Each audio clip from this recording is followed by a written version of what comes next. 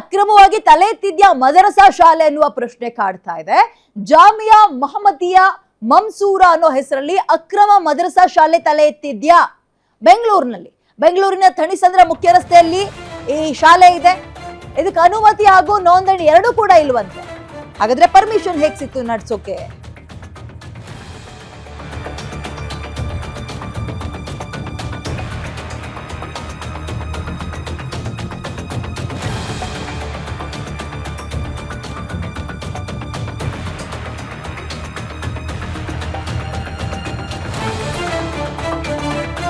Jamia Mohammadiya society ಇದು ರಿಜಿಸ್ಟರೇ ಆಗಿಲ್ಲ. ದೂರು ಕೊಟ್ಟಿದ್ದಾರೆ. ಈಗ ದೂರು ಬಳಿಕ ಶಾಲೆಯ ಹೆಸರನ್ನ ಬದಲಾಯಿಸಿಬಿಟ್ಟಿದ್ದಾರೆ. ಟ್ರಸ್ಟ್ ನ ಹೆಸರನ್ನು ಕೂಡ ಆಡಳಿತ ಮಂಡಳಿ ಬದಲಾಯಿಸಿದೆ. ಏನಂತ ನೋಡ್ತಾ ಹೋಗೋಣ ಬನ್ನಿ. ಮಹಾರಾಷ್ಟ್ರದಲ್ಲಿ ಸಂಸ್ಥೆ ರಿಜಿಸ್ಟ್ರೇಷನ್ ಆಗಿದೆ ಅಂತ ಈಗ ಆಡಳಿತ ಮಂಡಳಿ ಹೇಳ್ತಾ ಇದೆ. ಲೈಸೆನ್ಸ್ ಇರೋದಾಗಿ ಸುಳ್ಳು ಮಾಹಿತಿ, ಏನಂದ್ರೆ ಲೈಸೆನ್ಸ್ ಇಲ್ಲ ಆದ್ರೂ ಸುಳ್ಳು ಮಾಹಿತಿ ಕೊಟ್ಟಿದ್ದಾರಂತೆ.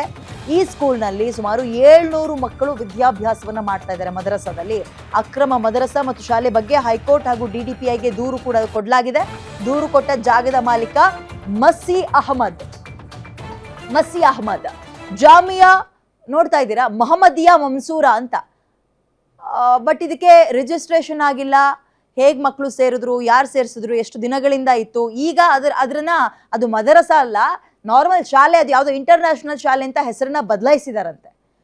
ಇದ್ರ ಬಗ್ಗೆ ಕಂಪ್ಲೇಂಟ್ ಕೂಡ ಹೋಗಿದೆ. DDPIಗೆ ಸೇರಿದಂತೆ ಕೋರ್ಟ್ ಮೆಟ್ಟಿಲೇರಿದ್ದಾರೆ. ಅಲ್ಲಿಂದ ಏನು ಡಿಸಿಷನ್ಗಳು ಬರುತ್ತೆ ಕಾದ್ ನೋಡೋಣ. ಸಮರ್ ಇಂಟರ್ನ್ಯಾಷನಲ್ ಇಸ್ಲಾಮಿಕ್ ಸ್ಕೂಲ್ ಅಂತ ಈಗ ಮರು ನಾಮಕರಣ ಮಾಡಿದ್ದಾರೆ. ಇದ್ದಕ್ಕಿದ್ದಂಗೆ ರಾತ್ರಿ ಕಳೆದು ಬೆಳಗಾಗೋ ಅಷ್ಟರಲ್ಲಿ ಆ ಮದರಸಾದ ಬೋರ್ಡ್ ಅನ್ನ ತೆಗೆದು ಈ ಸ್ಕೂಲ್ ಹೆಸರನ್ನ ಬದಲಾಯಿಸಿದ್ದಾರೆ. ನೋಡಿ ಅಲ್ಲಿ. ಈಗ ಜಾಗ ಯಾರು ಕೊಟ್ರು, ಏನು ಎತ್ತ, ಯಾವಾಗಿಂದ ಇತ್ತು, ಅಕ್ರಮವಾಗಿ ತಲೆ ಎತ್ತಿರುವಂತಹ ಮದರಸಾವ ಇದು. ಅದಕ್ಕೆ ಕೆಲವೊಂದು ರೂಲ್ಸ್ಗಳಿರುತ್ತವೆ. ಬೇಕಾಬಿಟ್ಟಿ ನನ್ನ ಹತ್ರ ದುಡ್ಡಿದೆ ಅಂತ ಸ್ಕೂಲ್ ತೆಗಿಯಕ್ಕಾಗಲ್ಲ. ಬೇಕಾಬಿಟ್ಟಿ ನನ್ನ ಹತ್ರ ಹಣ ಇದೆ ಅಂದ್ಕೊಂಡು ಒಂದು ಧರ್ಮದ ಪರವಾಗಿ ಮಾತಾಡಿಸ್ತೀನಿ ಅಂದ್ಕೊಂಡು ಮದ್ರಸಾ ತೆಗಿಯಕ್ಕಾಗಲ್ಲ.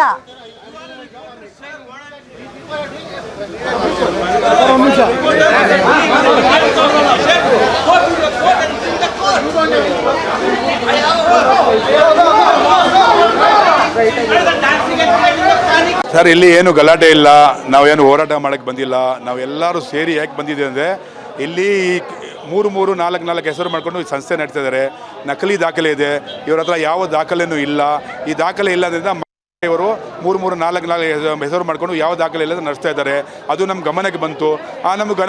ನಮಗೆ ಗಮನಕ್ಕೆ ಬರುವಾಗ ನಾವು DTP ಅವರು ಖಲಾಸ್ಪಳ್ಳಿಗೆ ಹೋಗಿ ಕಂಪ್ಲೇಂಟ್ ಮಾಡಿದ್ದೀವಿ. ಅವರು ಕಂಪ್ಲೇಂಟ್ ಮಾಡುವಾಗ ಕಾರಣ ಕೇಳಿ ನೋಟಿಸ್ ಅಂತ ಇವರಿಗೆ ನೋಟಿಸ್ ಕಳಿಸಿದ್ದಾರೆ. 16 ಪತ್ರ ತೊಗೊಂಡು ಬಂದರೆ ಯಾವ ಪತ್ರನೂ ತೊಗೊಬಂದಿಲ್ಲ. ಆಮೇಲೆ ನಾವು ನುರ್ಪತ್ತುಂಗ ರಸ್ತೆ ಆಯುಕ್ತರು, ಕಮಿಷನರ್ ಅವ್ರಿಗೂ ಕಂಪ್ಲೇಂಟ್ ಮಾಡಿದ್ದೀವಿ. ಅವರು ಏನು ಮಾಡಿದ್ರು, ಇವರಿಗೆ ಲೆಟರ್ ಬರೆದ್ರು 7 ದಿವಸದಲ್ಲಿ ಇದು ಏನು ರದ್ದು ಮಾಡಿ ಇದು ಡೂಪ್ಲಿಕೇಟ್ ಇದೆ ಅಂತ. ಅದ್ರ ಮುಂಚೆ ಏನು ಮಾಡಿದ್ರು, DTP ಅವರು ಬಾಂಬೆ ಎಜುಕೇಷನ್ ಸೊಸೈಟಿ ಇದೆಲ್ಲ, ಅಲ್ಲಿ ಡಿಪಾರ್ಟ್ಮೆಂಟ್ಗೆ ಅವರು ಲೆಟರ್ ಬರೆದ್ರೆ ಅಲ್ಲಿಂದಾನು ಇಲ್ಲಿದೆ ಪತ್ರ ಎಲ್ಲ, ಅಲ್ಲಿಂದಾನು ಫೇಕ್ ಅಂತ ಬಂತು. ಆಮೇಲೆ ಏನಾಯಿತು, ಪುನಃ ನಾವು ಹೋಗಿ DTP ಅವರಿಗೆ ಇದೆಲ್ಲ ಫೇಕ್ ಆಗಿದ್ರು ನೀವು ಯಾಕೆ ಮಾಡ್ತಿಲ್ಲ, ಇದ್ರ ಮುಂಚೆ ಅವರು ಹೆಂಗೆ ಮಾಡಿದ್ರು, ಹಣ ತೊಗೊಂಡು ಏನಾದ್ರು ಮಾಡಿದ್ರಾ, ಹೆಂಗೆ ಲೈಸೆನ್ಸ್ ಕೊಟ್ಟರು, ಯಾವ ಆಧಾರದ ಮೇಲೆ ಲೈಸೆನ್ಸ್ ಕೊಟ್ಟರು, ಮಕ್ಕಳ ಭವಿಷ್ಯ ಏನು, 1ರಿಂದ 10ನೇ ತರಗತಿ ಹೋದ್ಮೇಲೆ ಮಕ್ಕಳು ಬೇರೆ ಕಾಲೇಜ್ಗೆ ಹೋದರೆ 3 ಹೆಸರಿದ್ರೆ ಯಾವ ಹೆಸರಲ್ಲಿ ಅವರು ಅಲ್ಲಿ ಹೋಗಿ ಸೇರಬೇಕು, ಅವರ ಮುಂದೆ ಭವಿಷ್ಯ ಏನಾಗಬೇಕು, ಮುಂದೆ ಮಕ್ಕಳು ಕುವೆಂಪು ಆಗ್ಬೋದು, ಭಗತ್ ಸಿಂಗ್ ಆಗ್ಬೋದು, ಟಿಪ್ಪು ಸುಲ್ತಾನ್ ಆಗ್ಬೋದು, ಒಳ್ಳೆ ವ್ಯಕ್ತಿ ಆಗ್ಬೋದು. ಈ ಮಕ್ಕಳ ಭವಿಷ್ಯ ಜೊತೆ ಆಟ ಆಡ್ತಾ ಇದ್ದಾರೆ. ಈ ಮಕ್ಕಳ ಭವಿಷ್ಯ ಹಾಳಾಗ್ತಾ ಇದೆ ಅಂತ. ಇದ್ರ ಬಗ್ಗೆ ಮಾತನಾಡ್ಲಿಕ್ಕೆ ದೂರುದಾರ ಮಸಿ ಅಹಮದ್ ಅನ್ನೋರೆ ನಮ್ಮ ಜೊತೆ ದೂರವಾಣಿ ಸಂಪರ್ಕದಲ್ಲಿದ್ದಾರೆ. ಸರ್ ನಮಸ್ತೆ ಸರ್, ನನ್ನ ಧ್ವನಿ ಕೇಳಿಸ್ತಾ ಇದೆಯಾ? ಈ ಕಂಪ್ಲೇಂಟ್ ಗಳು ಕೇಳಿ ಬರ್ತಾ ಇದೆಯಲ್ಲ, ಅದೇನ್ ಸರ್ ಅದು? ಮೇಡಮ್, ಆಕ್ಚುಲಿ ಏನಾಗಿದೆ ಅಂದ್ರೆ, ಇದು ಈ ಜಾಮಿಯಾ ಮೊಹಮ್ಮದಿಯಾ ಮನ್ಸೂರಾ ರೆಸಿಡೆನ್ಷಿಯಲ್ ಸ್ಕೂಲ್ ಅಂತ ಇದೆಯಲ್ಲ, under the management of Jamia Mohammadiya education society Mumbai, ಅದು ಇಂಡಿಯಾಲಿ ರಿಜಿಸ್ಟರ್ ಇಲ್ಲ ಮೇಡಮ್. ಅದು ಇನ್ನೊಂದು ಅಲ್ ಜಾಮಿಯಾ ಮೊಹಮ್ಮದಿಯಾ ಎಜುಕೇಶನ್ ಸೊಸೈಟಿ ಮುಂಬೈ, ಅದು ಇಂಡಿಯಾಲಿ ರಿಜಿಸ್ಟರ್ ಇಲ್ಲ. ಜಾಮಿಯಾ ಮೊಹಮ್ಮದಿಯಾ ಎಜುಕೇಶನ್ ಸೊಸೈಟಿ ಮುಂಬೈ ಅದೂ ರಿಜಿಸ್ಟರ್ ಇಲ್ಲ. ಇವರು ಫ್ರಾಡ್ ಡಾಕ್ಯುಮೆಂಟ್ ಹಾಕ್ಬಿಟ್ಟು ಇಲ್ಲಿ ಈಗ ಕರ್ನಾಟಕದಲ್ಲಿ ಮುಂಬೈ ಡಾಕ್ಯುಮೆಂಟ್ ತೋರಿಸಿ ಇವರು ಪರ್ಮಿಷನ್ ತಗೊಂಡ್ಬಿಟ್ಟು, ಫ್ರಾಡ್ ಡಾಕ್ಯುಮೆಂಟ್ ತಗೊಂಡ್ಬಿಟ್ಟು ಗೌರ್ಮೆಂಟ್ಗೆ ಮೋಸ ಮಾಡಿ ಇವರು ಪರ್ಮಿಷನ್ ತಗೊಂಡ್ಬಿಟ್ಟು ನಡೆಸ್ತಾ ಇದಾರೆ ಮೇಡಮ್. ಅದು ಬಂದು ನಾವು ಆಲ್ರೆಡಿ ದೂರು ಕೊಟ್ಟಿದ್ವಿ 2022 ಅಲ್ಲಿ, ಯಾವ್ದು ಕ್ರಮ ತಗೊಂಡಿಲ್ಲ.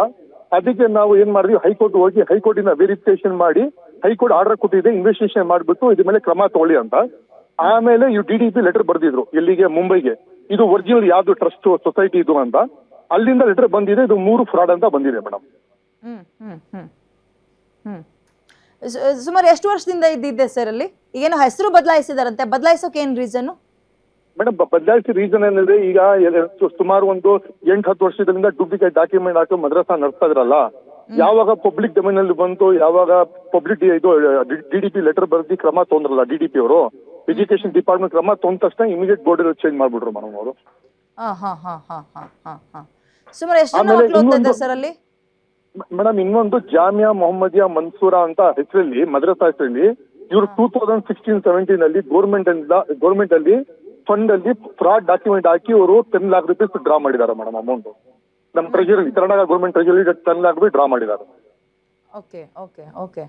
ಸುಮಾರು ಎಷ್ಟು ಜನ ಸ್ಟೂಡೆಂಟ್ಸ್ ಓದ್ತಾ ಇದ್ದಾರೆ, ಮದ್ರಸಾಗೆ ಹೋಗ್ತಾರೆ ಅಂತ? ಮೇಡಮ್ ಅದು ಸುಮಾರು 800-900 ಮಕ್ಕಳು ಮೇಡಮ್. ಎಷ್ಟು ವರ್ಷದಿಂದ ಇದೆ ಸರ್? ಈಗ ಕಂಪ್ಲೇಂಟ್ ಎಲ್ಲ ಕೊಟ್ಟಿದ್ದೀರಿ ಅಂತ ಹೇಳಿದ್ರಿ, ಅದಾದ್ಮೇಲೆ ಏನೋ ಡೆವಲಪ್ಮೆಂಟ್ ಆಗ್ಲಿಲ್ವಾ? ಮೇಡಮ್ ಆಲ್ರೆಡಿ ಡೆವಲಪ್ಮೆಂಟ್ ಆಗಿದೆ, ಡಾಕ್ಯುಮೆಂಟೇಶನ್ ಎಲ್ಲ ಕೊಟ್ಟಿದ್ದಾರೆ, ಡಾಕ್ಯುಮೆಂಟ್ ಕೊಟ್ಟು ಎಲ್ಲ ವೆರಿಫಿಕೇಶನ್ ಮಾಡಿ ಎಲ್ಲ ಈಗ ಲಾಸ್ಟ್ 7 days ಅಲ್ಲಿ ಡಾಕ್ಯುಮೆಂಟ್ ಪ್ರೊಡ್ಯೂಸ್ ಮಾಡಿ ಅಂತ DDP ಅವರು ಹೇಳಿದ್ದಾರೆ, ಲಾಸ್ಟ್ ಫೈನಲ್ ಚಾನ್ಸ್ ಅಂತ. ಇನ್ನು ಅವ್ರು ಡಾಕ್ಯುಮೆಂಟ್ ಪ್ರೊಡ್ಯೂಸ್ ಮಾಡಿ ಅಂತ ಮಾಹಿತಿ. ಕೆಲವು ಇದರಲ್ಲಿ ಸ್ವಲ್ಪ ಪೊಲಿಟಿಕಲ್ ಲೆವೆಲ್ ಅಲ್ಲಿ ಟ್ರೈ ಮಾಡ್ತಾರೆ ಮೇಡಮ್ ಈ ಮ್ಯಾಟರ್ ಮುಚ್ಚಾಕಕ್ಕೆ, ಎಲ್ಲ ಸುತ್ತಾರೆ, ಡಾಕ್ಯುಮೆಂಟೇಶನ್ ಅಥವಾ ಯಾವುದಿಲ್ಲ ಮೇಡಮ್. ಓಕೆ, ಧನ್ಯವಾದ ಗ್ಯಾರಂಟಿ ನ್ಯೂಸ್ ಜೊತೆಗೆ ಮಾತಾಡೋದಕ್ಕೆ. ಬಹಳ ಆಶ್ಚರ್ಯ ಅನಿಸಿದ್ದು ಮಸ್ಸಿ ಮೊಹಮ್ಮದ್ ಅಂದರೆ ಸಾಮಾನ್ಯವಾಗಿ ಅವ್ರುಗಳ ಇದರ ವಿರುದ್ಧ ಧ್ವನಿ ಎತ್ತಲ್ಲ, ಒಂದಲ್ಲ 10 ಆಗಲಿ ಅಂತ ಬಯಸುವಂಥವ್ರು ಕೆಲವೊಬ್ರು, ಬಟ್ ಅದರ ವಿರುದ್ಧ ಧ್ವನಿ ಎತ್ತಿದ್ದಾರೆ ಅಂದರೆ ನೋಡೋಣ ಎಲ್ಲಿಗೆ ಹೋಗಿ ನಿಂತ್ಕೊಳ್ಳುತ್ತೆ ಅಂತ.